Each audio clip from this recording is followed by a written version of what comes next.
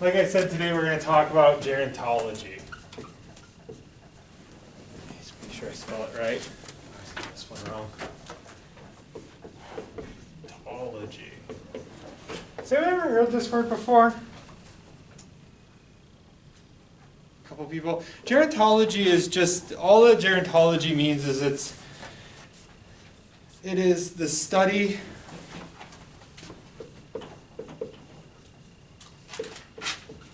of aging and the elderly. And it's specifically kind of focused on the problems that elderly people face. So that's the main concern with gerontology. And we don't normally think of elderly people this way, but very much so, just like other marginalized populations we studied, people being marginalized by race, class, and gender. Being elderly constitutes being a part of a marginalized group.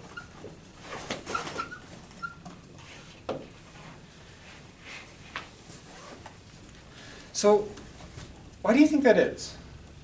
How can we talk about the elderly being marginalized? In what ways is it hard being elderly?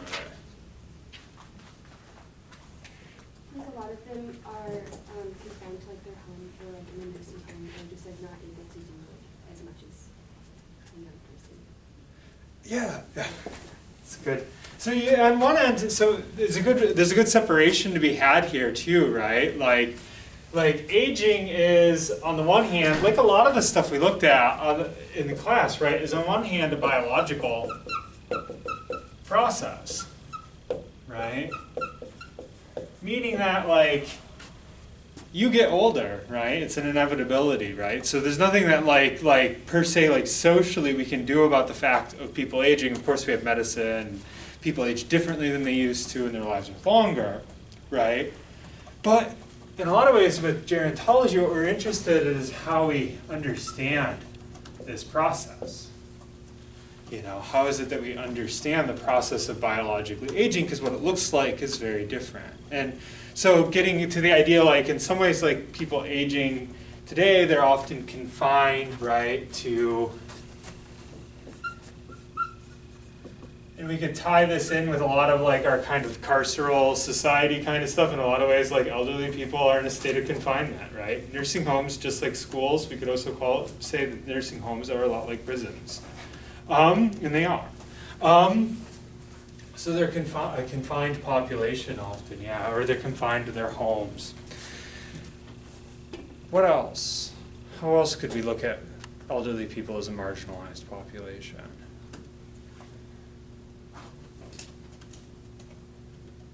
What are some other issues elderly people face? They can't like necessarily be like independent. Like you have to help some of them. What's that? You have to like help some of them. So yeah, so that might go along with this. The idea of them not being necessarily independent, right? Like when you cease to be independent, you become confined, basically, right? There's other problems, yeah. Well, like when there are injustices against them, they can't often fight for themselves. So like, I mean, it just kind of goes within like the nursing home thing, but like, Yeah. there have been cases where, you know, there's abuse towards someone who's elderly, but then they can't fight and like defend themselves. Yeah. Well, and a lot of times we devalue the contributions of elderly people, right? So we often don't listen to them.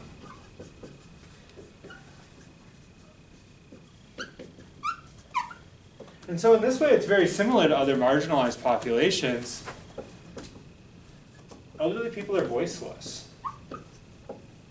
You know, and part of that is that we assume that most elderly people are what? And this is statistically not true.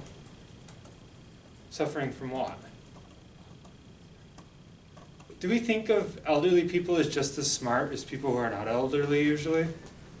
We assume and think about most elderly people as if they had some form of dementia or Alzheimer's, which is actually a fairly rare condition. Most elderly people don't suffer from dementia. There is something that, like, the time it takes for you to process information goes down as you get older. In other words, like, when you speak to somebody who's elderly, there's a bit of a time lag sometimes, right? And that's very common for elderly people, but they're actually just as coherent as they've ever been. We just don't take the patience or time to listen to them, right? So in a lot of ways, like, elderly people as they get older, we have a tendency to assume that they're senile, assume that they're not thinking through things right, assume that they don't know what's going on in the world. We assume a lot of very negative things about their worldview. And so they become very much so voiceless. So as we age, in our current society, we become voiceless. What else? What else makes elderly people marginalized?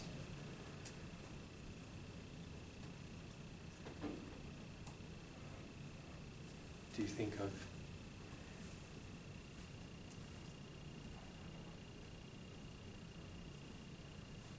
What don't most elderly people do?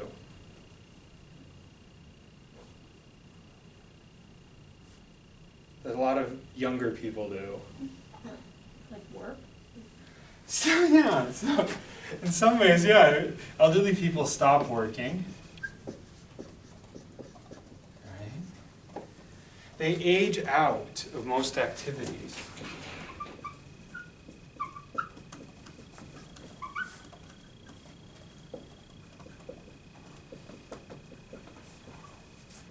So elderly people, for the most part, age out of the various activities that they take part in.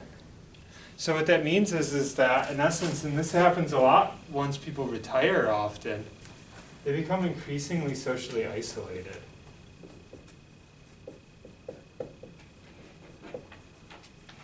They're more alienated from society than most populations. Quite literally, elderly people's networks reduce. So we if we ever talked about network analysis in here at all, this is something we sometimes do in sociology where we map people's networks. And a dense network means that you know a lot of people. So what you see is when people become elderly, their networks become less and less dense. They know less and less people. They're less and less connected.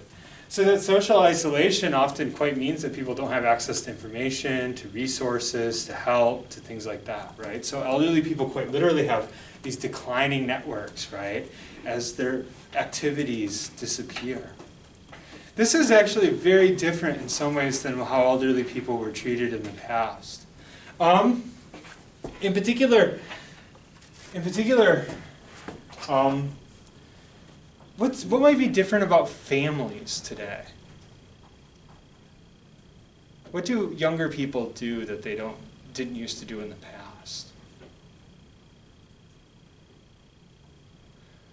Do you think you guys are going to primarily live in the towns you grew up in?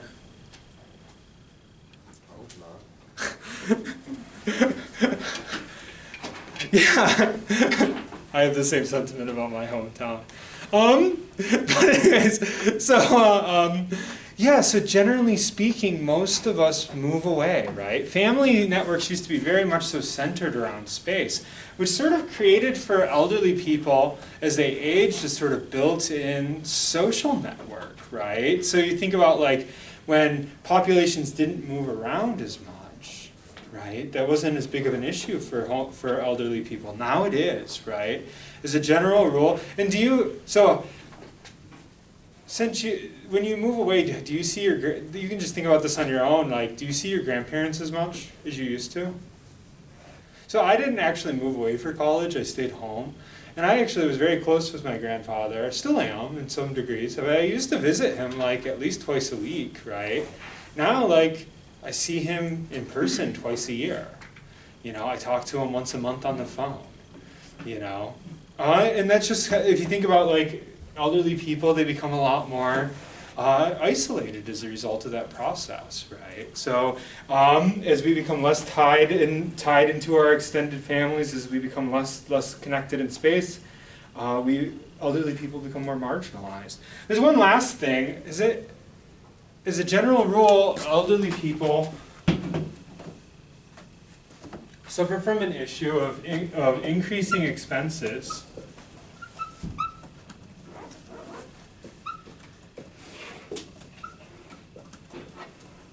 and decreasing wages.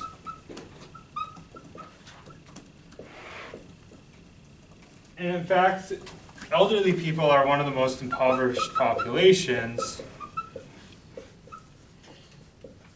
at least in the US. So quite literally, like, we don't really think of this, but like, well, actually, we'll get back to that. I think this is a good moment to segue into the article. So this is going to be connected to what happens in the article. So what our article for this week was Wir Beasts, Wir Reist, Dieris and Vanderbroek, Solidarity Between Generations and Extended Families.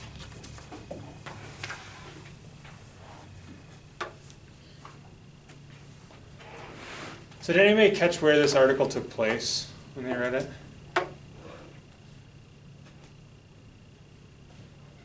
Did anybody read the article? You can be honest. This is way towards the end. Did people actually, some people did? Yeah, go ahead. In the Netherlands? Well, it was written in the Netherlands, yeah. So our authors are from the Netherlands. That is one of the places it takes place. More broadly, where does it take place? Europe. Okay, so we're looking at Europe and basically like some of the characteristics of multi-generational families.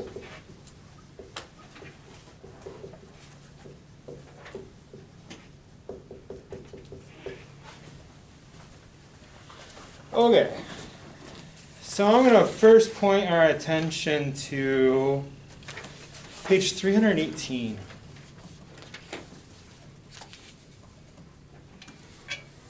First of all, what is a multi-generational family? What do we mean by this? It's a family that has at least 3 generations of living in it.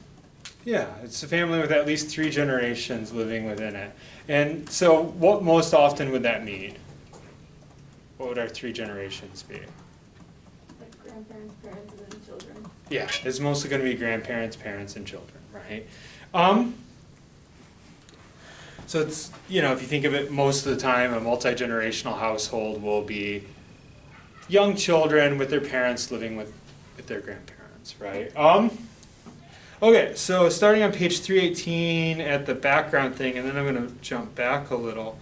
Most of the studies on multi-generational households have taken place in the United States. So this is a study that attempts to compare what does that look like in Europe, right, to what does it look like in the United States. So what is multi-generational households associated with in the U.S.? There's something that, yeah, go ahead. Could it be like associated more with poverty? Yeah, multi-generational families suffer from higher poverty rates.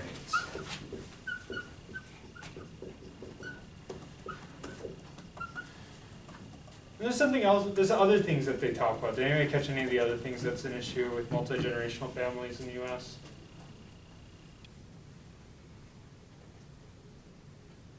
There's a suffer from worse health. So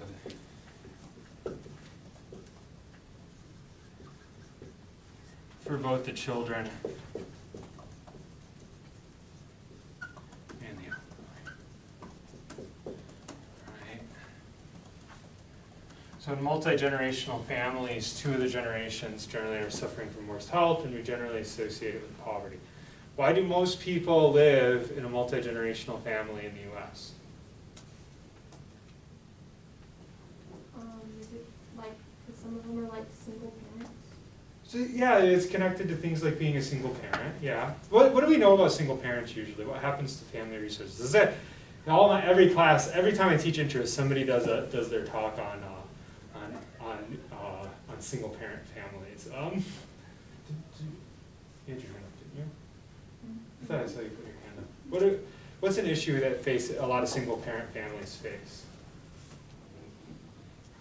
Like only having one source of income, and just like less source of income, just one role model in the house or whatever. One, or it's like multi-generational, like they have several like motherly or fatherly figures and several like sources of income.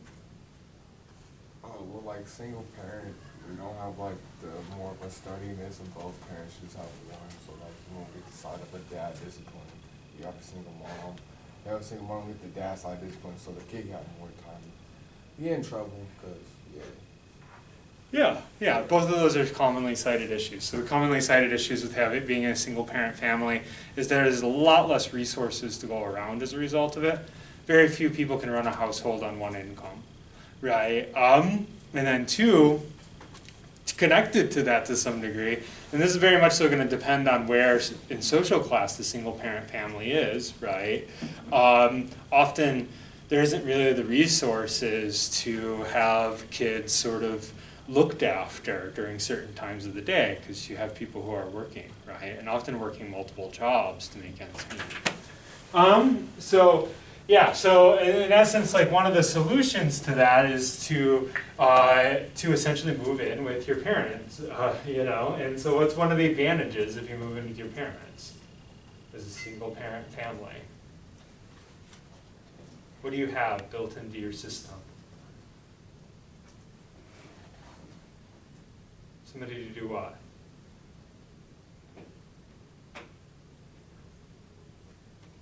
When you're working, what if you live in a multi-generational family, what do you have built into your system? Like a babysitter? Yeah, so in one way it's a good use of resources, right? Because essentially what you're having is you're having people capable of watching your children.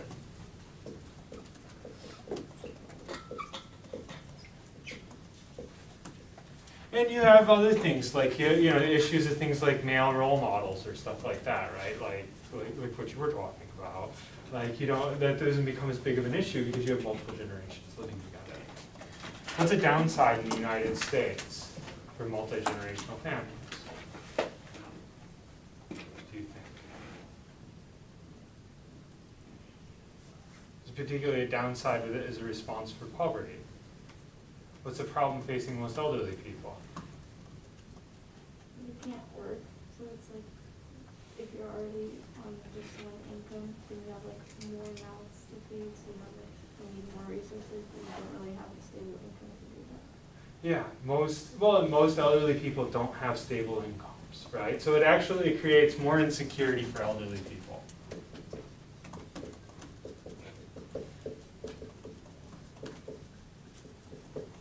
And this is where the reason why I kind of paused over on this side was like, let's talk about the article, because this is a very similar issue to some degree. So how, in the United States, if we were to go back and have this same conversation 40 years ago, how do you think it might differ?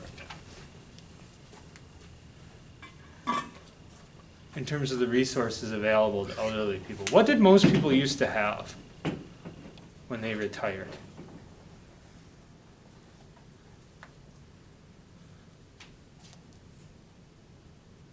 You had pensions. Has you guys ever heard of a pension? What's a pension? Does anybody here have families, relatives on pensions?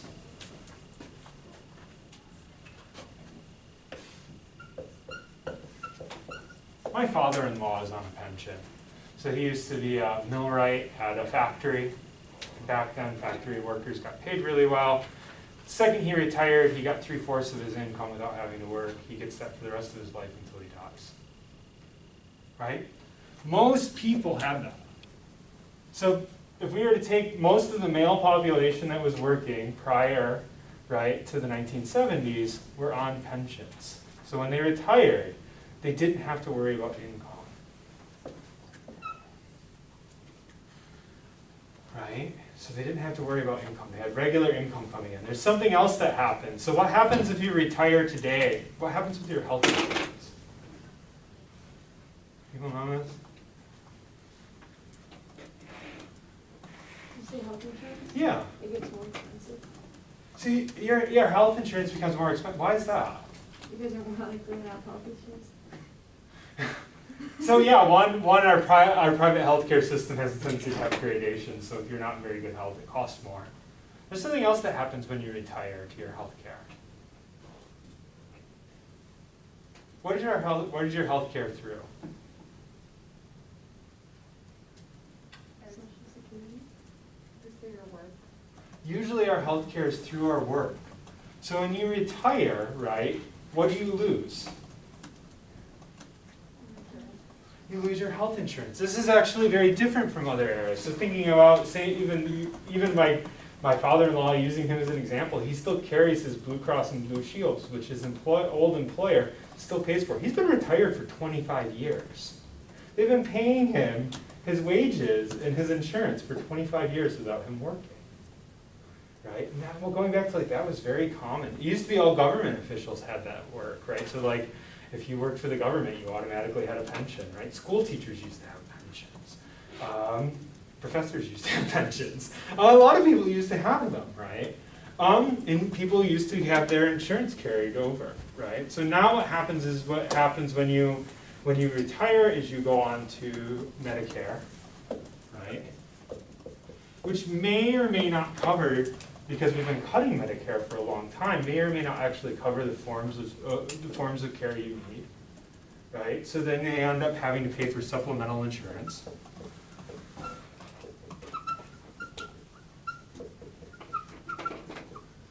And rather than a pension, what do you do now? So it used to be I got a pension, so I just worked, whatever my income was my income, right? I might save a little up for retirement, right? So that way I can supplement that 3/4 income with something else, get me back to having full income, just like when I worked. What do we do now?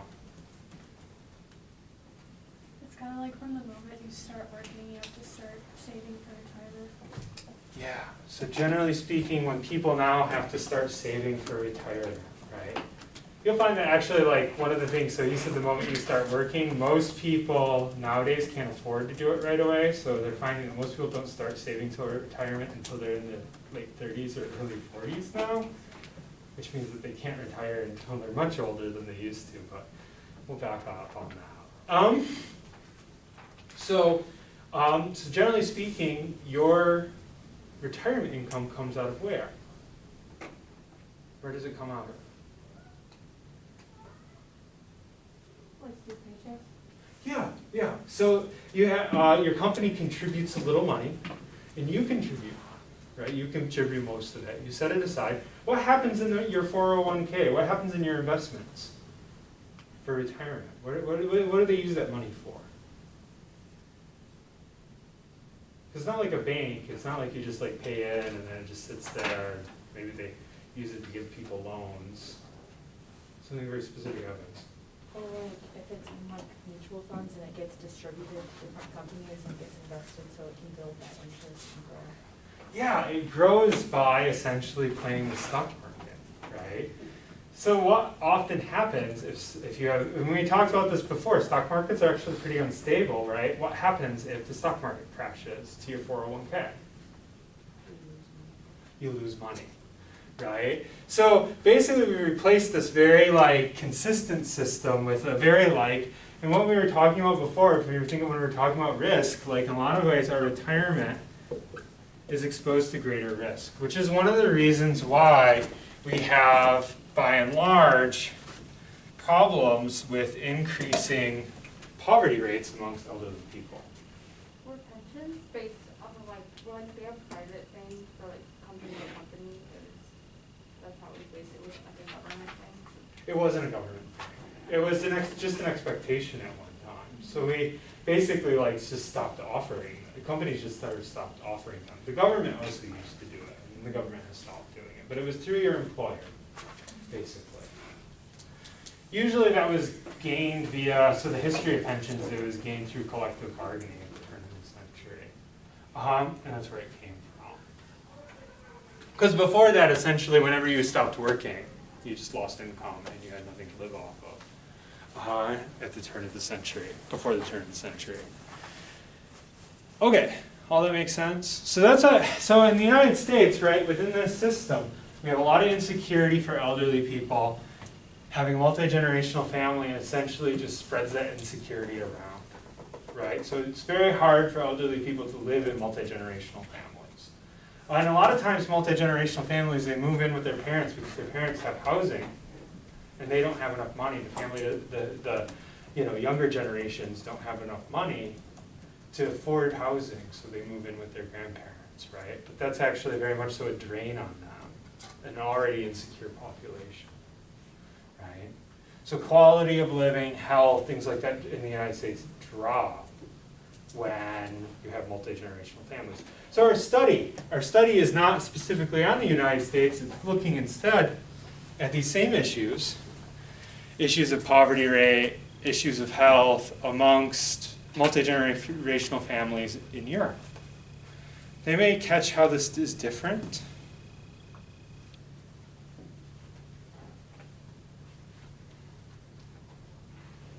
Does it look like this? There's two different places that they talk a lot about. Did you guys catch like the differences between Northern Europe and Southern Europe? Or Eastern Europe? Southern and Eastern Europe? First of all, do you know what countries that would refer to? So if we were to talk about Southern, Eastern, and Northern Europe, what countries would fall into these categories? What might be Southern Europe?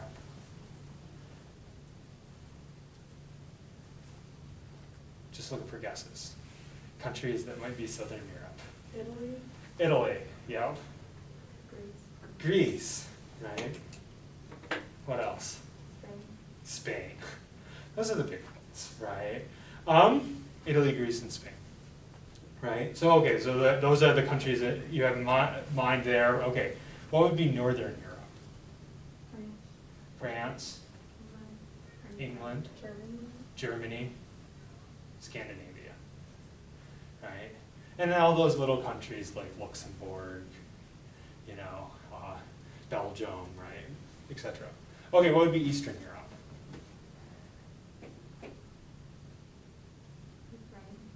Ukraine, yeah. Turkey.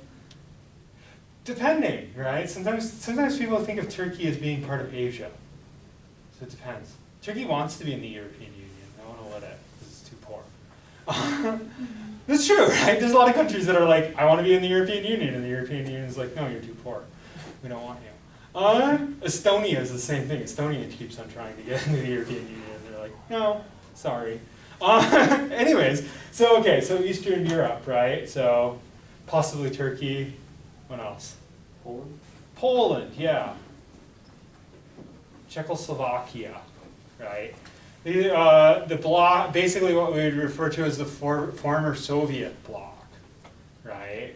Other than Germany, would be Eastern Europe, right? So what do you know about differences? And I guess I kind of alluded to it, between Northern Europe and the other parts of Europe.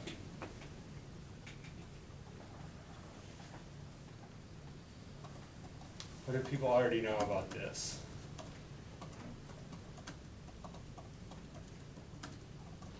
What are your stereotypes in and of themselves of these different regions of Europe?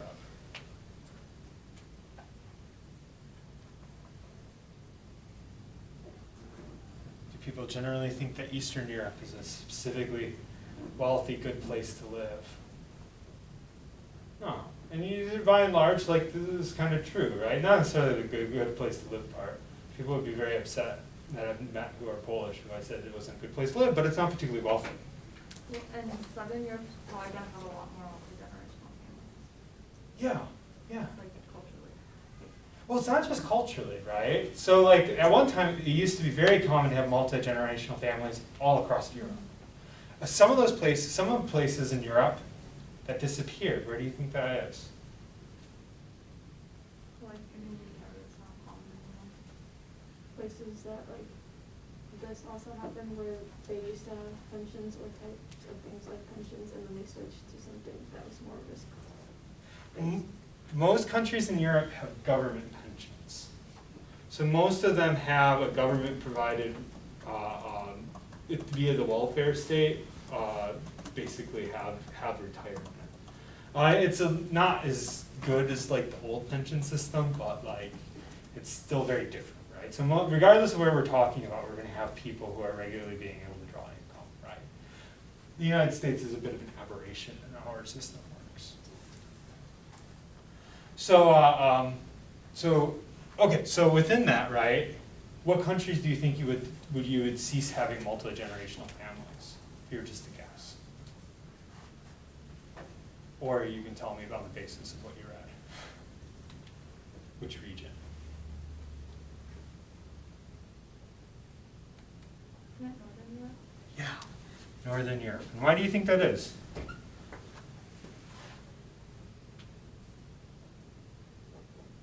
Generally, people are affluent enough; they don't need to move in with their other family members, right? So there's a positive effect in Germany to living in a multi-generational family economically, right? Which is basically what they're finding is the complete opposite of what happens in the United States. So in the United States, people generally are more poor, have worse health, have more difficult living conditions if they live in multi-generational families.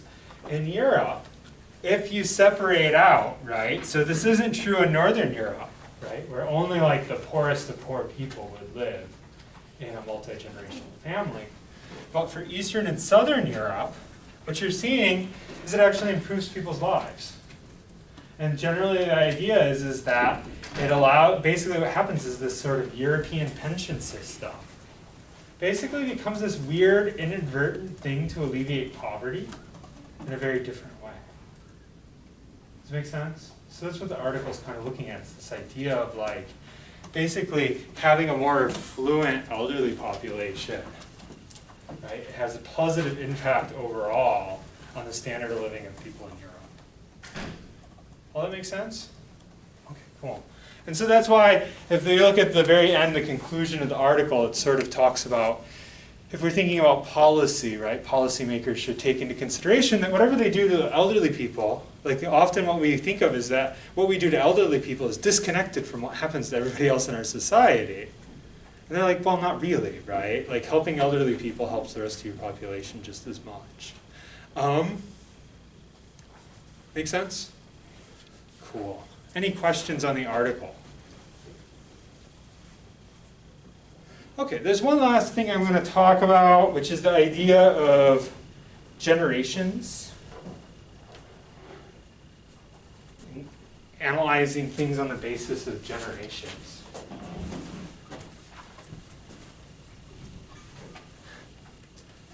We're kind of like used to hearing about generations a lot. Like the media likes to talk about generations quite a bit. Generations actually grows out of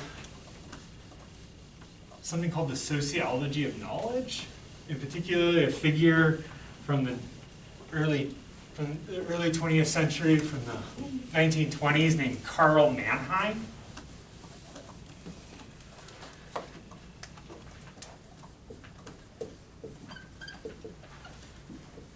So Mannheim's basic idea of generations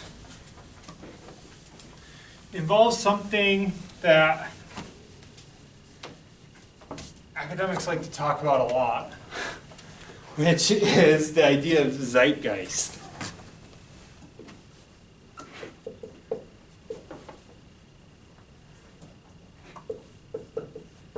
Zeitgeist. Has anyone ever heard this term before? Zeitgeist sometimes gets thrown around in popular culture now every once in a while. Literally translated, zeitgeist, and zeitgeist originally comes from a philosopher by the name of Hegel, George Wilhelm Friedrich Hegel. And the idea of zeitgeist, if we were literally to translate it, means spirit of the age. Wow. You'd have to flip those. It says spirit. It's the word geist. And zeitgeist, when you combine it, means spirit of the age. And the idea behind the zeitgeist is that basically, like,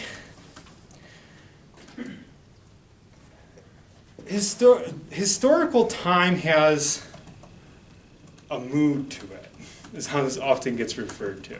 Another way to put it is things fit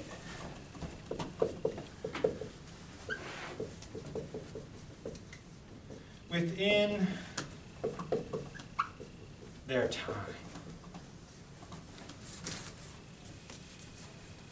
So things fit within their time. They make sense in the time that they're in. Everything around you is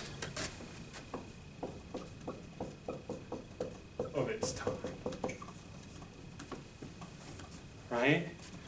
Does that make sense? So how Mannheim wants to use this idea is basically like you can understand people simply on the basis of them where their lives happen in time. And this is where the idea of generational analysis comes from. And so to get us kind of like thinking about how this might work, I want us to pause a moment and start with identifying what are the different generations that are around us right now and how their life experiences likely differed with one another.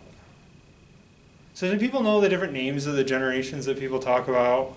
We can think about just like how they talk about it in the news. What are some of our generations? What are the living generations?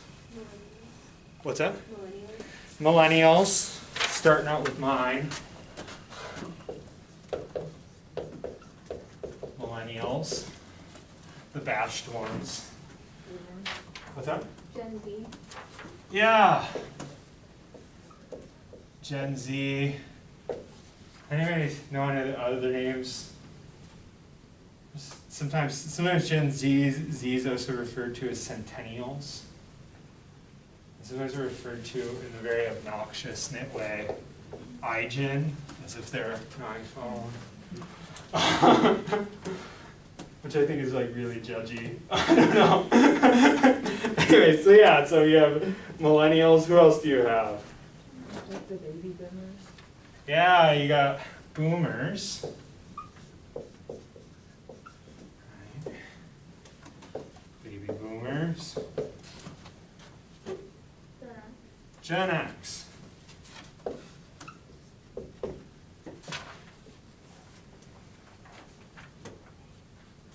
We got some more people still alive.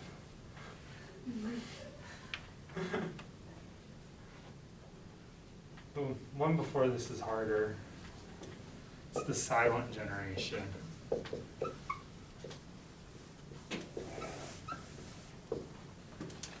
And then before that, you have the greatest generation, sometimes called the war generation or the GI generation. There's very few of those left. Okay, so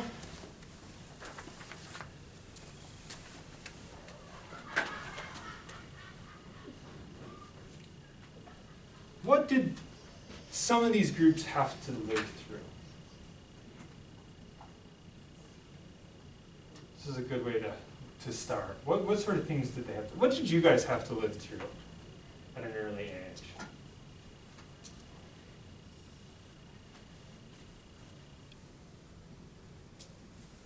What things have happened so far in your life, big events that affected you in one way or another? 2020. Yeah, okay, 9/11. How old were you guys when 9/11 happened?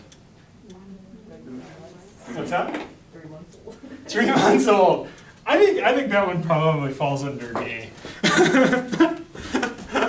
I was young. I was 14 when that happened. I think. No, I might have been 17. 17 when it happened. Okay, 9/11, right? Very much so an early part of my memory. You guys are right now living through, at a somewhat early age, right? Living through our global pandemic. Somebody called that 2020. Yay. What else? Like technology. Technology's really, they refer to us as technology natives, millennials, but we're not in the same way you guys are, right? Like, I had my first cell phone when I was 20. You know, and it's a very different experience than yours. What else? Still some other hands. No? Like ISIS and the death of Bin Laden.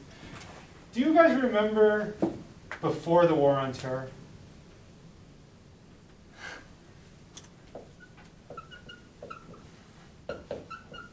See, I remember a time where we weren't at war. You guys can't actually remember that, right? This is a pretty significant fact, right? What else? Do you guys remember a time where we had economic prosperity in the United States? No, right? Everything happened for you guys after the 2008 market crash. So if you think about the things that people say about Generation Z, that they have a tendency to be extremely realistic and practical. Is one of the things that people actually say about it compared to the generations before. There's not a lot of romantic notions amongst Gen Zs. You know, that idea, right, is sort of supported by what you went through. So the idea is like, where you guys were within time had a huge effect on how you live. You happen within the zeitgeist, right? In the same way that, like, if you take millennials, we often grew up very much so thinking that anything was possible. You know, we were the generation that we were always raised being told that we were going to be president someday, right? I was raised during a boom era where everybody was wealthy, right? For the most part in the United States, things were a lot better in the United States. And I lived through, starting in my 20s, through the United States in a lot of ways changing into what you experienced, right? And millennials, very much so, you see millennials have a tendency to be very cynical, right? They have a tendency to be very cynical compared to previous generations. And you see that kind of growing out of it, right? Gen Xers are more affluent than the other generations, right? Because they essentially came to age in one of the highest periods of prosperity in the United States, right? Very much so colored their experiences. Does anybody know any stereotypes about Gen X?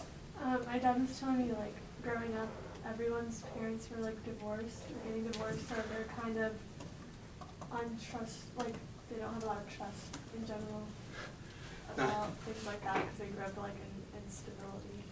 Yeah, actually, when people talk about divorce rates, Gen X lives through the highest divorce rate. It actually starts going down after that. When people always talk like it's always getting higher, it's actually been going down for some time. Yeah, Gen X lived through that for sure, right? Gen X, partially because of so you have families being very different, right? You have sort of this post-culture war stuff that basically happens. You have a lot of affluency. Gen Xers have a tendency to be very individualistic, right? They have a reputation as being sort of selfish and flippant and not really caring about things, right? This used to be like, has anybody ever heard of, this was a very early stereotype of, before millennials, Gen X was essentially what everybody hated on, right? You guys, I think you still have to get hated on more. People haven't realized you exist yet.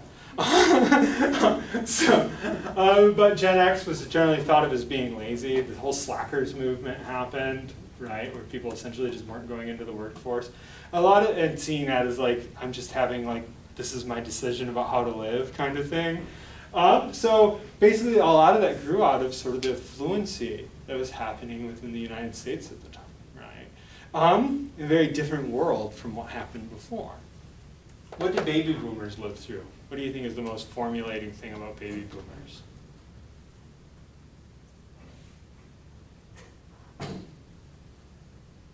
What happened?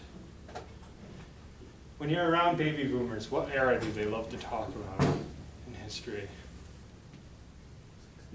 The 60s. They love to talk about the 60s. Right?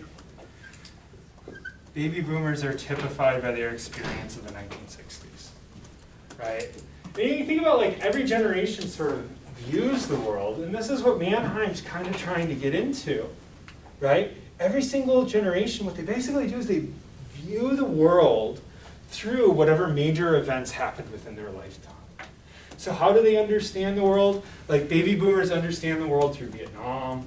They understand it through the 60s counterculture movements, regardless on which side they were of that, right? But that's how they're going to interpret the world is through those phenomena, right?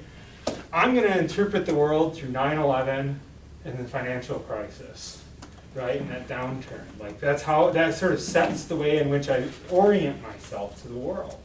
You guys are going to see the world increasingly through like what's happening right now, right? Those are the sort of things that are affecting you. So through the rest of your life, you're going to see that sort of continuation. That's basically Mannheim's idea, right? Okay. Any quick questions on the idea of generations and how they work? One last thing. People will say that generations are every 20 years. That's not true. Generational analysis has to do with major events. That's called age cohort analysis. It's something slightly different. But like generations are generally going to be framed by what happens in their lifetime. Okay. Have a great day, guys.